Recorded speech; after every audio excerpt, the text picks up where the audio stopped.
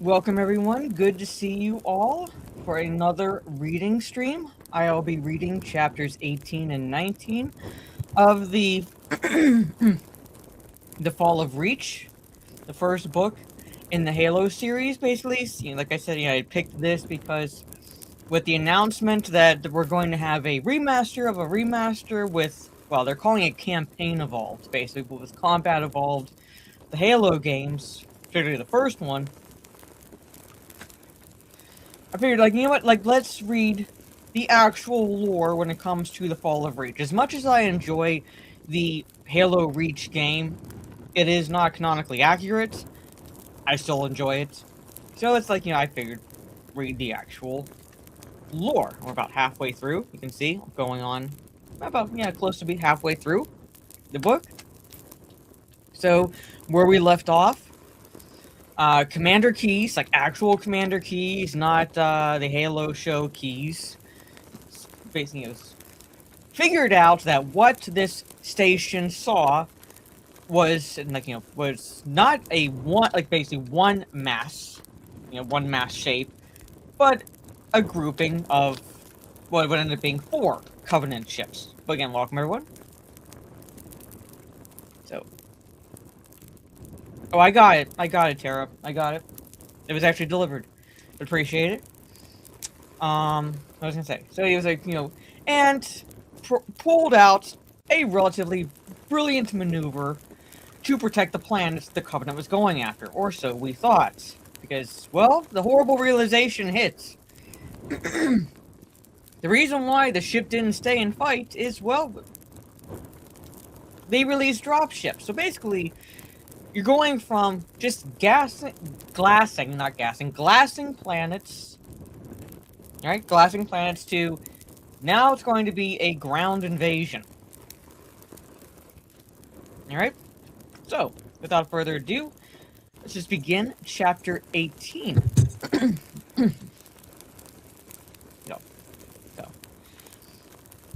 And I did add another cosplay. Well, actually 2 cosplays to my throne wish list. I'm not expecting anyone to order them for me, but I know at the very least you'll appreciate one of them if you see what it is. But anyway, chapter 18, The Fall of Reach. So, gravy nose. Anyway, Commander Keyes had a sinking feeling that although he had won the battle, it would be the first of many to come to this in the Sigma Octanus system. He watched the 4 dozen other UNSC ships orbit the planet, frigates and destroyers, 2 carriers, and a massive repair and refitting station, more vessels than Admiral Cole had at his disposal during his 4-year-long campaign to save Harvest. Vice Admiral Stanforth had pulled out all the stops. Although Commander Keyes was grateful for the quick and overwhelming response, he wondered why the Vice Admiral had dedicated so many ships to the area. Sigma Octanus wasn't strategically positioned, yet had no special resources. True, the UNSC had standing orders to protect civilian lives, but the fleet was spread dangerously thin. Commander Keyes knew there were more valuable systems that needed protection. He pushed these thoughts aside. He was sure Vice Admiral Stanforth had his reasons. Meanwhile, the repair and resupply of the Iroquois was his top priority. He didn't want to get caught half-ready if the Covenant returned. Again, welcome everyone. Or rather, when they returned. It was a curious thing, the aliens dropping their ground forces and then retreating. That was not their usual mode of operation. Commander Key suspected that it was just an opening move in a game he didn't yet understand. A shadow crossed the fore-camera of the Iroquois as the repair station Cradle maneuvered closer. Cradle was essentially a large square plate with engines.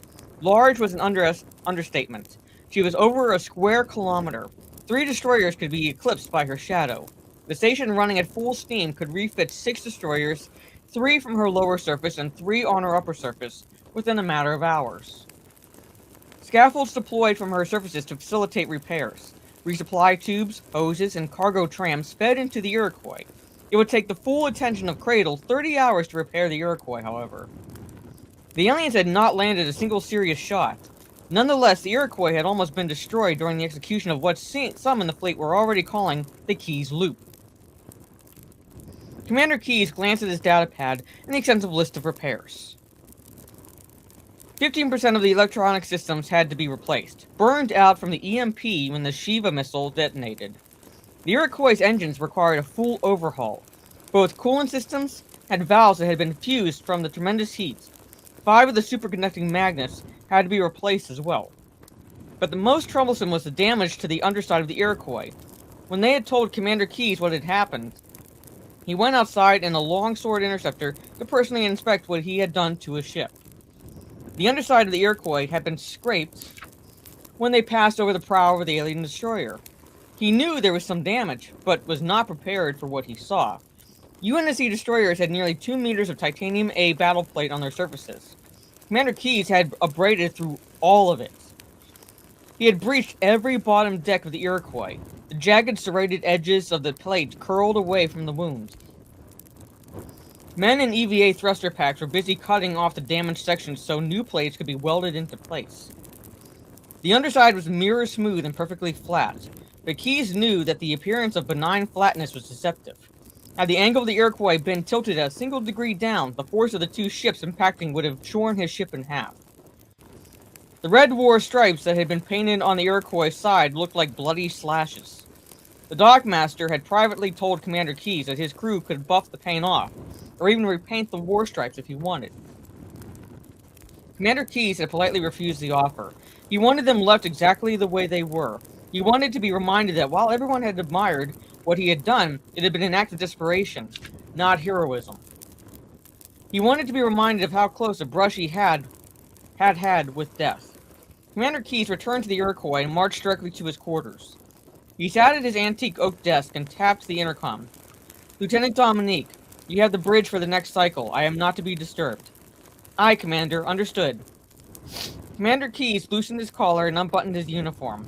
He retrieved the 70-year-old bottle of scotch that his father had given him from the bottom drawer and then poured 4 centimeters into a plastic cup. He had to attend to an even more unpleasant task: what to do about Lieutenant Jaggers. Jaggers had exhibited borderline cowardice, insubordination, and come within a hairbreadth of attempted mutiny during the engagement. Keyes could have had him court-martialed. Every reg in the book screamed at him to, but he didn't have it in him to send the young man before a board of inquiry. He would instead merely transfer the lieutenant to a place where he would still do the UNSC some good, perhaps a distant outpost. Was all the blame his? As commander, it was his responsibility to maintain control, to prevent a crewman from even thinking that mutiny was a possibility. Sorry. He sighed. Maybe he should have told his crew what he was attempting, but there had simply been no time, and certainly no time for discussion as Jaggers would have wanted. No, the other bridge officers had concerns, but they had followed his orders as their duty required. As much as Commander Keyes believed in giving people a second chance, this was where he drew the line. To make matters worse, transferring Jaggers would leave a hole in the bridge crew. Commander Keyes accessed the service records of Iroquois junior officers. There were several who might qualify for navigation officer. He flipped through their files on his datapad and then paused. The theoretical paper on mass space compression was still open, as well as his hastily calculated course corrections. He smiled and archived those notes. He might one day give a lecture on this battle at the Academy. It would be useful to have the original source material. There was also the data from the Archimedes sensor outpost. That report had been thoroughly made. Clean data graphs and a navigational course plotted for the object through slipstream space. Not an easy task even with an AI. The report even had tags to route it to the astrophysics section of the UNSC. Thoughtful. He looked up the service record of the officer who had filed the report. Ensign William Lovell. Keyes leaned closer. The boy's career service vitae was almost twice as long as his own. He had volunteered and been accepted at Luna Academy. He transferred in his second year, having already received a commission to ensign for heroism in a training flight that had saved the entire crew. He took duty on the first outbound corvette headed into battle. 3 Bronze Stars, a Silver Cluster, and 2 Purple Hearts, and he had catapulted to full lieutenant within 3 years. Then something went terribly wrong. Lovell's decline in the UNSC had been as rapid as his ascent. 4 reports of insubordination, and he was busted to second lieutenant and transferred twice. An incident with a civilian woman, no details in the files, Although Commander Keyes wondered if the girl listed in the report, Anna Garov, was Vice Admiral Garov's daughter. He had been reassigned to the Archimedes Sensor Outpost and had been there for the last year, an unheard of length of time in such a remote facility. Commander Keyes reviewed the logs when Lovell had been on duty. They were careful and intelligent. So the boy was still sharp. Was he hiding? There was a gentle knock on his door. Lieutenant Dominique, I said it was not to be disturbed. Sorry to intrude, son, said a muffled voice. The pressure door's wheel turned and Vice Admiral Stanforth stepped inside. But I thought I'd just stop by since I was in the neighborhood. Vice Admiral Stanforth was much smaller in person than he appeared on screen. His back was stooped over with age, and his white hair was thinning at the crown. Still, he exuded a reassuring air of authority that Keyes instantly recognized. Sir, Commander Keyes stood at attention, knocking over his chair. At ease, son. The Vice Admiral looked around his quarters, and his gaze lingered a moment on the framed copy of Lagrange's original manuscript in which he derived his equations of motion. You can pour me a few fingers of the whiskey if you can spare it. Yes, sir. Keyes fumbled with another plastic cup and poured the Vice Admiral a drink. Stanforth took a sip, then sighed appreciatively. Very nice.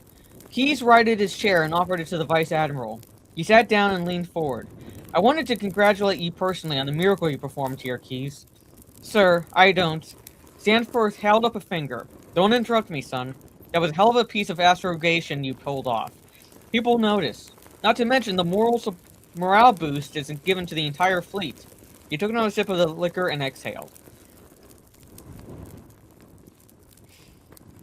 Apparently says erroneous, yeah. Now that's the reason we're all here. We need a victory. It's been too damn long, us getting whittled to pieces by those alien bastards. So this has got to be a win, no matter what it takes. I understand, sir, Commander Keyes said. He knew morale had been sagging for years throughout the UNSC. No military, no matter how well trained, could stomach defeat after defeat without it affecting their determination in battles. How's it going planet-side? Right now, don't you worry about that, Vice Admiral Stanforth eased back in his chair, balancing on two legs. General Kitts had his troops down there. They've got the surrounding cities evacuated, and they'll be assaulting Côte d'Azur within the hour. They'll pace those aliens faster than you can spit. You just watch. Of course, sir, Commander Keyes looked away. You got something else to say, boy? Spit it out. Well, sir, this isn't the way the Covenant normally operates. Dropping an invasion force and leaving the system, they either slaughter everything or die trying. This is something altogether different. Vice Admiral Stanforth waved a dismissive hand. You leave trying to figure out what those aliens are thinking to the spooks in Oni, son. Just get the Iroquois patched up and fit for duty again, and you let me know if you need anything. Stanforth knocked back the last of his whiskey and stood. Got to marshal the fleet. Oh, he paused. One more thing. He dug into his jacket pocket and retrieved a tiny cardboard box. He set it on the commander's desk. Consider it official. The paperwork will catch up with us soon enough. Commander Keyes opened the box. Inside were a pair of brass collar insignia, 4 bars, and a single star. Congratulations, Captain Keyes. The Vice Admiral snapped a quick salute, then held out his hand. Keyes managed to grasp and shake the Vice Admiral's hand. The insignia was real. He was stunned. He couldn't say anything. You've earned it, the Vice Admiral started to turn. Give me a shout if you need anything. Yes, sir. Keyes stared at the brass star and stripes a moment longer, then finally tore his gaze away. Vice Admiral, there is one thing. I need a replacement navigation officer. Vice Admiral Stanforth's relaxed posture stiffened. I heard about that. Ugly business when a bridge officer loses their stomach. Well, you just say the candidate's name and I'll make sure you get him, as long as you're not pulling him off my ship. He smiled. Keep up the good work, Captain. Sir, Captain Keyes saluted. The Vice Admiral stepped out and closed the door. Keyes practically fell into his chair. He had never dreamed they'd make him a captain. He turned the brass insignia over in his palm and replayed his conversation with Vice Admiral Stanforth in his mind. He had said, Captain Keyes. Yes, this was real. The Vice Admiral had also brushed aside his concerns about the Covenant too quickly. Something didn't quite add up. Keyes clicked on the intercom. Lieutenant Dominique, track the Vice Admiral's shuttle when he leaves. Let me know which ship he's on. Sir, we had a Vice Admiral aboard? I wasn't informed. No, Lieutenant, I suspect you weren't. Just track the next outbound shuttle. Aye, sir. Keyes looked back on his datapad and reread Ensign Lovell's CSV. He couldn't take back what had happened with Jaggers. There could be no second chance for him. But maybe he could somehow balance the books by giving Lovell another chance. He filled out the necessary paperwork for the transfer request. The forms were long and unnecessarily complex. He transmitted the files to UNSC Perscom and sent a copy directly to Vice Admiral Stanforth's staff. "Sir," Lieutenant Dominique's voice broke over the intercom. "That shuttle docked with the Leviathan. Put it on screen." The screen over his desk snapped onto Camera 5, the aft starboard view. Among the dozens of ships in orbit around Sigma Octanus 4, he easily spotted the Leviathan. Sorry. She is one of the 20 UNSC cruisers left in the fleet. A cruiser was the most powerful warship ever built by human hands, and Keyes knew they were being slowly pulled out of forward areas and parked and reserved to guard the inner colonies. A piece of shadow moved under the great warship, black moving on black. It revealed itself for only an instant in the sunlight, then slithered back into the darkness. It was a prowler. Those stealth ships were used exclusively by naval intelligence. A cruiser and an Oni presence here. Now Keyes knew there was more going on here than a simple morale boost. He tried not to think about it. It was best not to go too far when questioning the intentions of one superior officer. Especially when that officer was a vice admiral. And especially not when naval intelligence was literally lurking in the shadows. Keyes poured himself another 3 fingers of scotch, set his head on his desk, just to rest his eyes for a moment. The last few hours had drained him. "Sir," Dominique's voice over the intercom woke Captain Keyes. "Incoming fleet-wide transmission on Alpha Priority Channel." Keyes sat up and ran his hand over his face. He glanced at the brass clock affixed over his bunk. He had slept for almost 6 hours. Vice Admiral Stanforth appeared on screen. "Listen up, ladies and gentlemen. We've just detected a large number of Covenant ships massing on the edge of the system. We estimate 10 ships. On screen, the silhouettes of the all-too-familiar Covenant frigates and the destroyer appeared as ghostly radar smears. We'll remain where we are," the Vice Admiral continued. "There's no need to charge in and have those ugly bastards take a shortcut through slipspace and undercut us. Make your ships ready for battle. We've got probes gathering more data. I'll update you when we know more. Stanforth out." Keyes snapped on... The screen went black. Keyes snapped on the intercom. "Lieutenant Hall, what is our repair and refit status?" "Sir," she replied, "engines are operational, but only with the backup coolant system. We can heat them to 50%. Archer and nuclear ordnance resupply is complete. MAC guns are also operational. Repairs to lower decks have just started." "Inform the dockmaster to pull his crew out," Captain Keyes said. "We're leaving the cradle. When we are clear, fire the reactors to 50%. Go to battle stations." And thus ends Chapter 18. Before I begin Chapter 19... Sorry, I'm trying not to cough. And take a water break.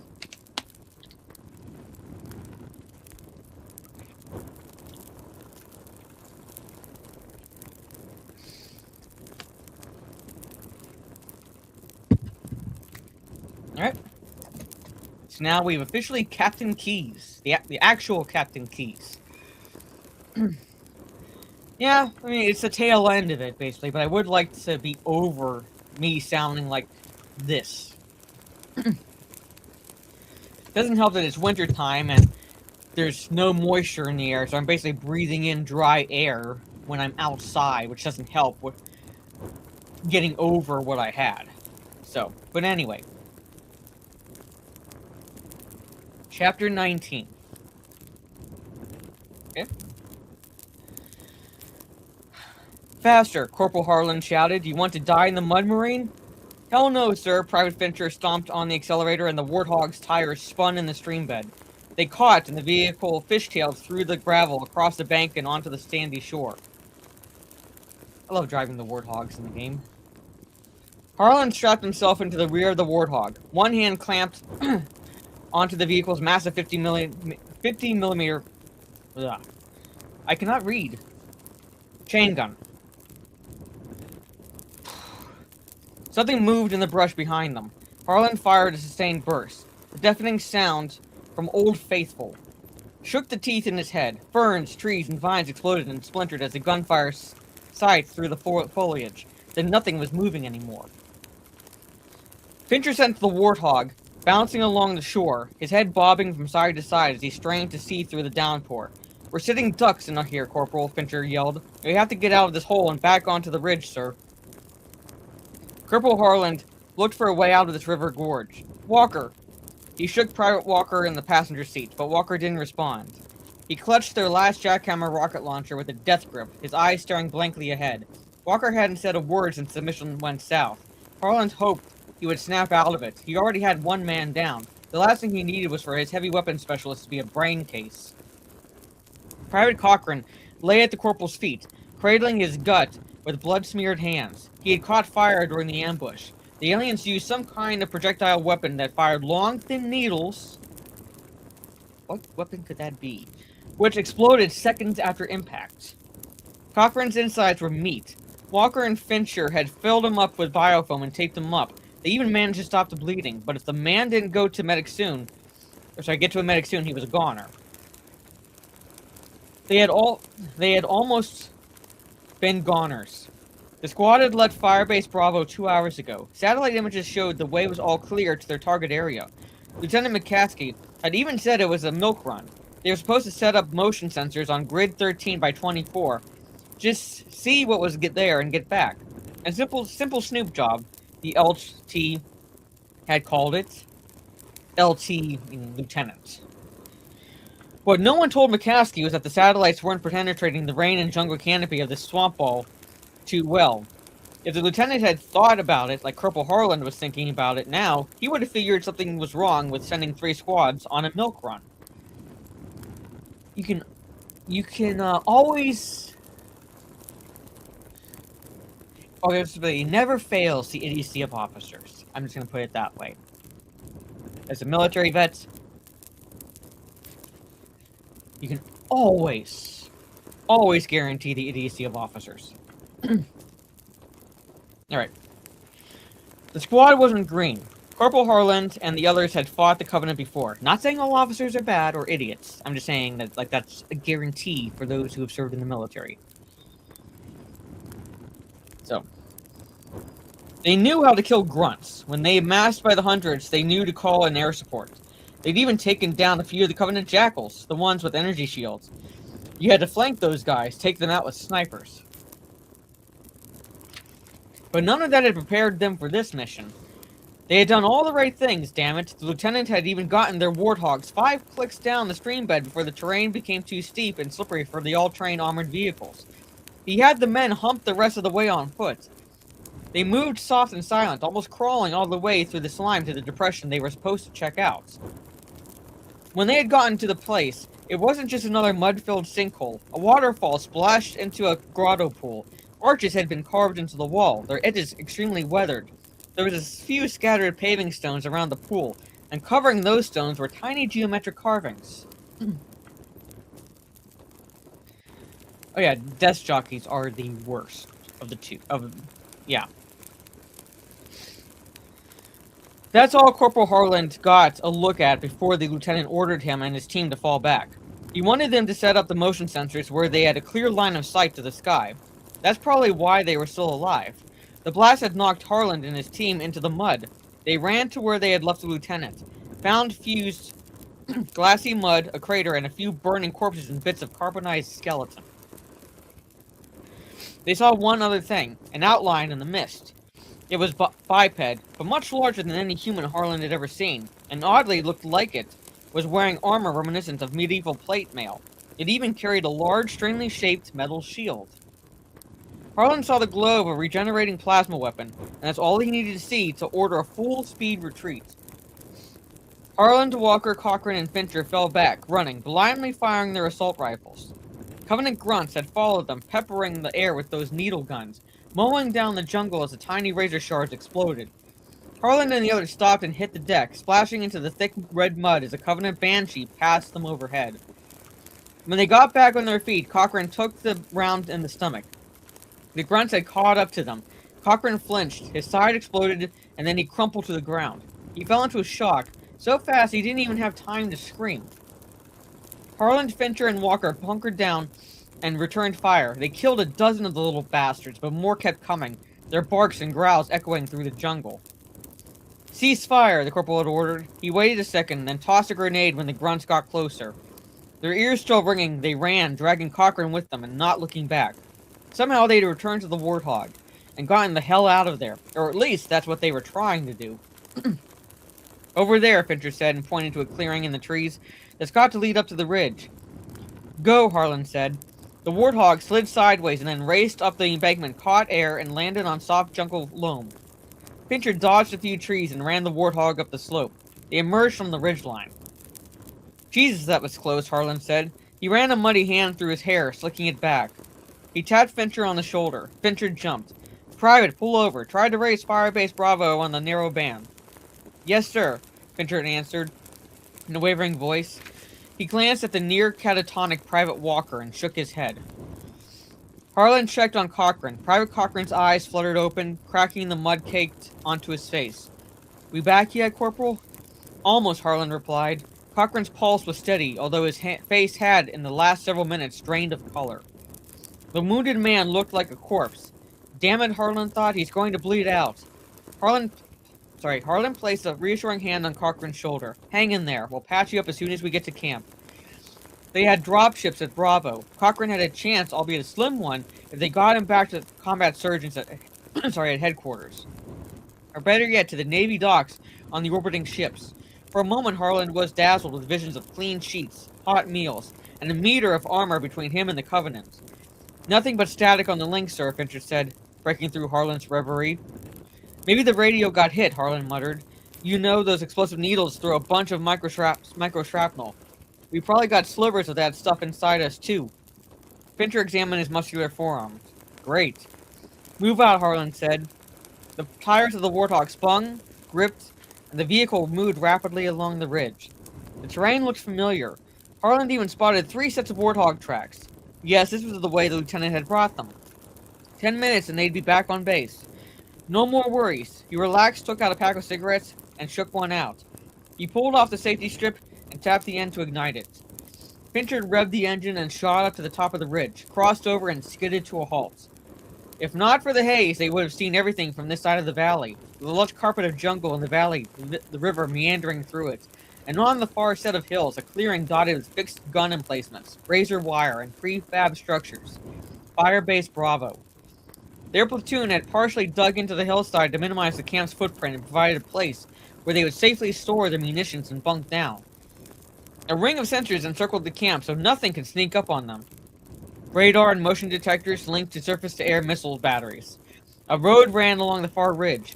3 clicks down, that was the coastal city Côte d'Azur. The sun broke through the haze overhead, and Corporal Harlan saw everything had changed.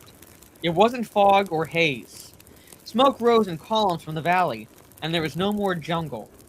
Everything had been burned to the ground. The entire valley was blackened into smoldering charcoal.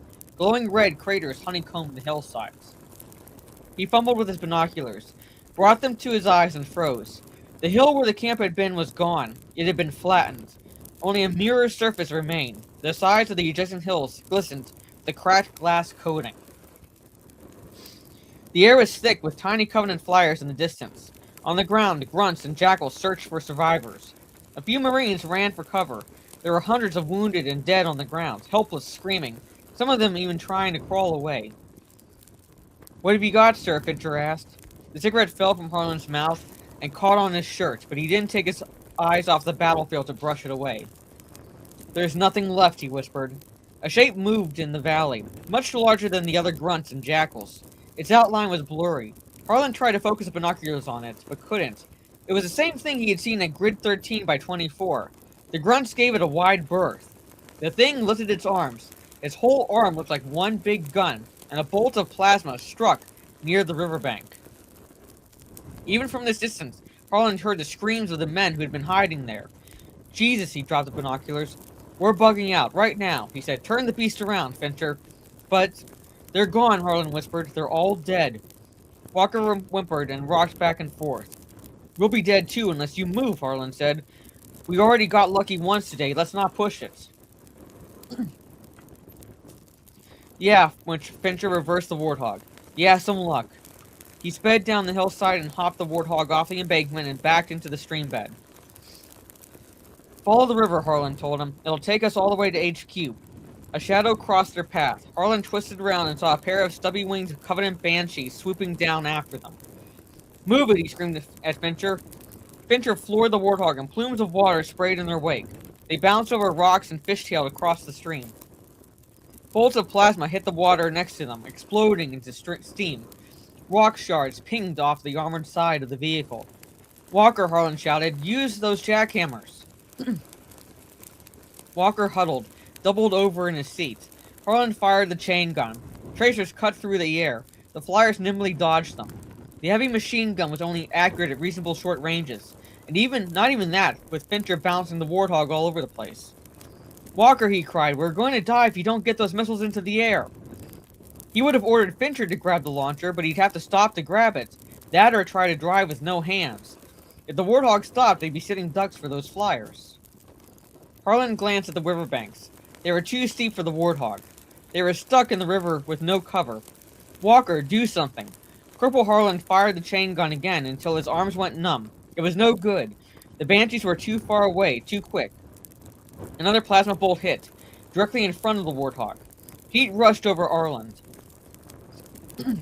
Blisters pinpricked his back. He screamed but kept shooting. If they hadn't been in water, that plasma would have melted the tires. Probably would have flash-fried them all. A burst of heat and plume of smoke erupted next to Harlan. For a split second, he thought the Covenant gunners had found their mark, that he was dead. He screamed incoherently, his thumbs jamming down the chain gun's trigger buttons. The Banshee he was aiming at flashed, and then became a ball of flame and falling shrapnel. He turned, his breath hitching in his chest. They hadn't been hit. Cochran knelt next to him. One arm clutched his stomach, and the other arm hefted the jackhammer launcher on his shoulder. He smiled with blood-stained lips and pivoted to track the other flyer. Harlan ducked, and another missile whooshed directly over his head. Cochran laughed, coughing up blood and foam. Tears of mirth or pain, Harlan couldn't tell, streamed from his eyes. He collapsed backward and left the smoldering launcher slip from his hand. The second Banshee exploded and spiraled into the jungle. 2 more clicks, Fincher shouted. Hang on. He cranked the wheel and the warthog swerved out of the stream bed and bounced up the hillside, up and over, and they slid onto a paved road. Harlan leaned over and felt Cochran's neck for a pulse. It was there, weak, but he was still alive. Harlan glanced at Walker. He hadn't moved, his eyes squeezed shut. Harlan's first impulse was to shoot him right then and there. The goddamn gold-bricking cowardly bastard almost cost them all their lives. No, Harlan was half amazed he hadn't frozen up too. HQ was ahead, but Corporal Harlan's stomach sank as he saw smoke and flames blazing on the horizon. They passed the first armed checkpoint. The guardhouse and bunkers had been blasted away, and in the mud were thousands of grunt tracks. Farther back, he saw a circle of sandbags surround a house-sized chunk of granite. 2 Marines waved to them. As they approached in the warthog, the Marines stood and saluted. Harlan jumped off and returned their salute. One of the Marines had a patch over his eye, and his head was bandaged. Soot streaked his face. Jesus, sir, he said, it's good to see you guys. He approached the warthog. You've got a working radio in that thing? I'm not sure, Corporal Harlan said. Who's in charge here? What happened? Covenant hit us hard, sir. They had tanks, air support, thousands of those little grunt guys. They glassed the main barracks. The command office almost got the munitions bunker. He looked away for a moment, and his one eye glazed over. We pulled it together and fought him off, though. That was an hour ago. I think we killed everything. I'm not sure. Who's in charge, Private? I have a critically wounded man. He needs evac, and I have to make my report. The private shook his head. I'm sorry, sir. The hospital was the first thing they hit. As far as who's in command, I think you're the ranking officer here. Great, Harlan muttered. We've got 5 guys back there. The private jerked his head toward the columns of smoke and wavering heat in the distance. They're in firefighting suits to keep from burning up. They're recovering weapons and ammo. Understood, Harlan said. Fincher, try the radio again. See if you can link up to SATCOM. Call in for an evac. Roger that, Fincher said. The wounded private asked Harlan. Can we get help from Firebase Bravo, sir? No, Harlan said. They got hit too. There's Covenant all over the place. The private slumped, bracing himself with his rifle. Fincher handed Harlan the radio headset. Sir, SATCOM is good. I've got the Leviathan on the horn. This is Corporal Harland, he spoke into the microphone. The Covenant has hit Firebase Bravo and Alpha HQ, and wiped them out. We've repelled the enemy from Alpha Site, but our casualties have been nearly 100%. We have wounded here. We need immediate evac. Say again, we need evac on the double. Roger, Corporal. Your situation is understood. Evac is not possible at this time. We've got problems of our own up here. There was a burst of static. The voice came back online. Help is on the way. The channel went dead.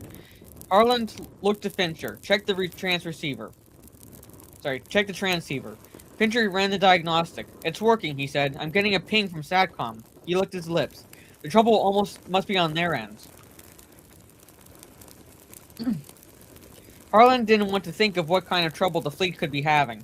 He had seen too many planets glassed from orbit. He didn't want to die here, not like that. He turned to the men in the bunker. They said help is on the way, so relax. He looked into the sky and whispered, they better send a whole regiment down here. A handful of other Marines returned to the bunker. They had salvaged ammunition, extra rifles, a crater of frag grenades, and a few jackhammer missiles. Fincher took the Warthog and a few men to see if he could transport the heavier weapons. They filled Cochran with more biofoam and bandaged him up. He slipped into a coma. They hunkered down inside the bunker and waited. They heard explosions at an extreme distance. Walker finally spoke.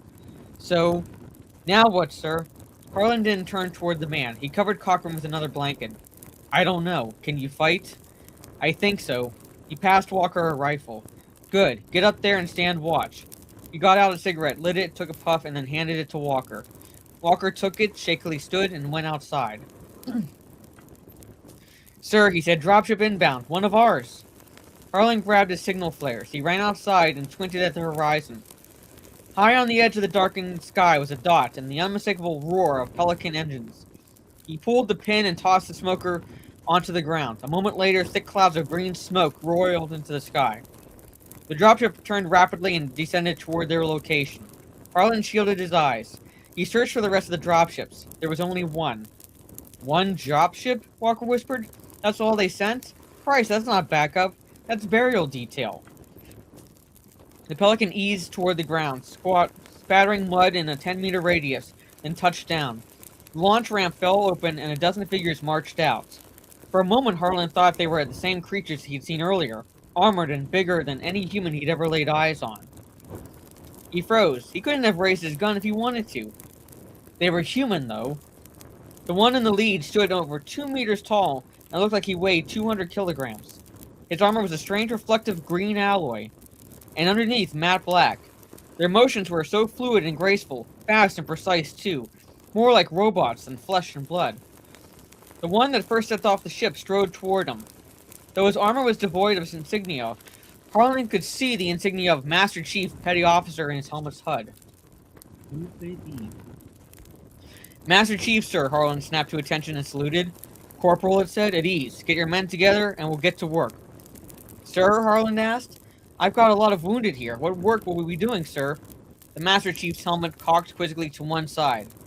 We've come to take Sigma Octanus 4 back from the Covenant, Corporal, he said calmly. To do that, we're going to kill every last one of them. And thus ends Chapter 19.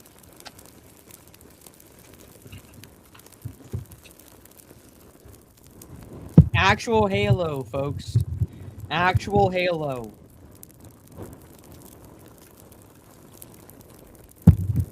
So the quotes, Master Chief, we're going to kill every last one of them. So, that ends Chapter 19, and I believe, let me double check, I think it's just 2 chapters next time as well, but let me double check that. I'm a week behind because I got sick.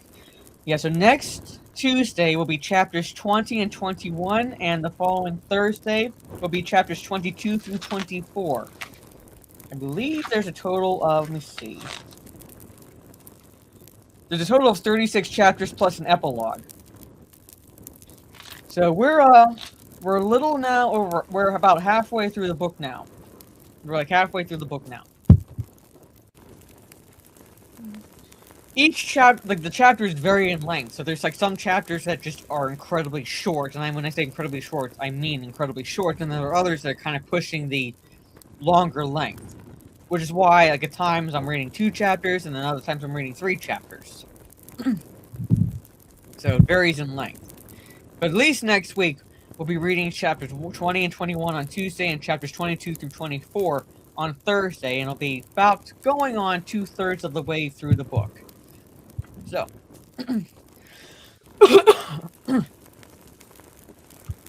Now we're going to see the Spartans in action against Covenant forces on the ground. Again, it's not just the what we saw with Rest in Peace Sam, like their initial encounter, at least in space, with the Covenant, but now full on ground forces fight against the Covenant. So, but yeah, so tomorrow, my plan is tomorrow to, I'm going to be playing the Mortuary Assistant. I'm going to try to finish that game, because the movie comes out a week from tomorrow, and I am kind of anticipating that movie. I'm not anticipating it's going to be good, but the trailers at least made it look like it could be halfway decent. Like, at least I could be, at the very least, entertained by it.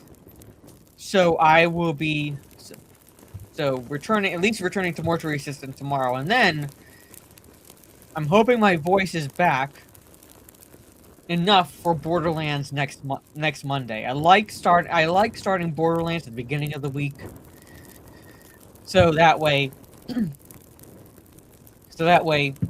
it's given more time, because it's very much story focused and not like so much indie game.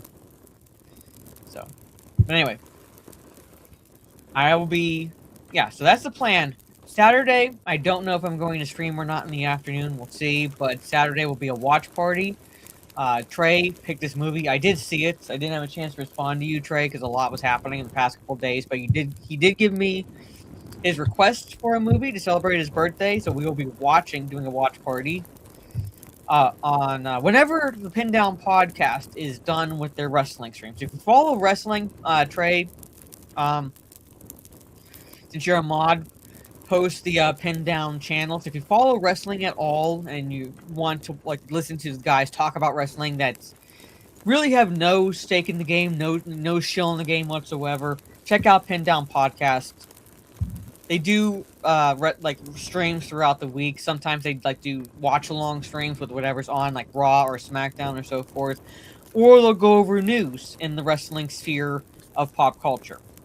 So whenever that stream is done, right here, Soul Assassin. Whenever that stream is done, then I'll be doing the watch party on my Discord channel this Saturday evening. So, on that note, ladies and gentlemen, I might do an afternoon stream Sunday. I don't know if I do. It's not exactly going to be long. It couldn't be long enough, but we'll see. I don't think I'm going to be able to do it.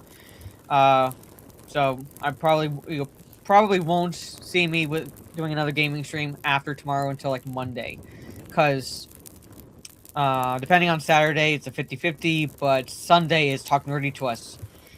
No D&D this coming Sunday, so you're going to have to remind me tomorrow to go over some of the D&D stories. Sorry, with you guys. I wasn't able to really regale you with the D&D stories because I got sick really badly for 1 week, and then I pretty much had no voice the following week, and I barely have my voice back this week. But I figured during an indie horror game like the Mortuary Assistant, I should be able to at least tell you guys some of what's been happening in D&D. For the Western D&D gaming that we've been playing. But yeah, no D&D this Sunday. I'm not going to be able to do it. So I'm basically taking Sunday. I technically off from D&D this coming Sunday.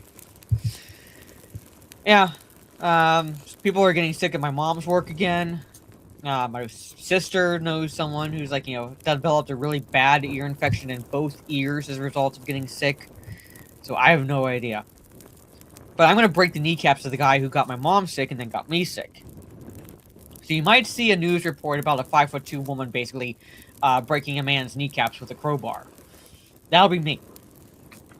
Anyway, so, on that note, ladies and gentlemen, have a good rest of your day or evening, wherever you are in the world, and I will see you all tomorrow evening, hopefully around 7:30 p.m. Eastern, for, fingers crossed, oh, he won't have any knees after I'm done with him. He won't have any knee, he won't have, like, those bones will be shattered. Fingers, basically, that I can start my stream at 7:30 p.m. tomorrow evening, and fingers crossed, maybe finish Mortuary Assistant tomorrow evening, and then watch party Saturday, and then talk nerdy to us on Sunday evening. So take care, have a good rest of your day or evening wherever you are in the world, and I will see you all tomorrow evening for some Mortuary Assistant gameplay. Peace.